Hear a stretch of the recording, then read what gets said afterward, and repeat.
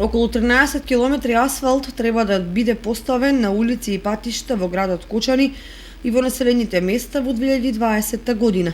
Од најавените 30 улици за изградба во тековната година, за 17 веќе е избран изведувачот. Јавните набавки се во тек на 8 улици, а 2 патни правци се во фаза на градба. За малкуте останати наскоро ќе почне тендерската постапка за изведувач.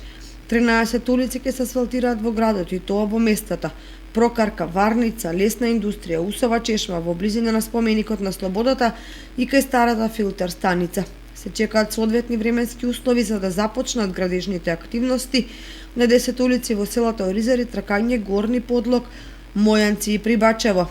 Во руралниот дел ќе се асфалтираат по 2 километри од местноста Крушка до Ајдар и од Оризари до Добра вода. За најавената градежна офанзива за изградба на улици во Кочани се наменети околу 125 милиони денари, од кои дел се и од општинскиот буџет.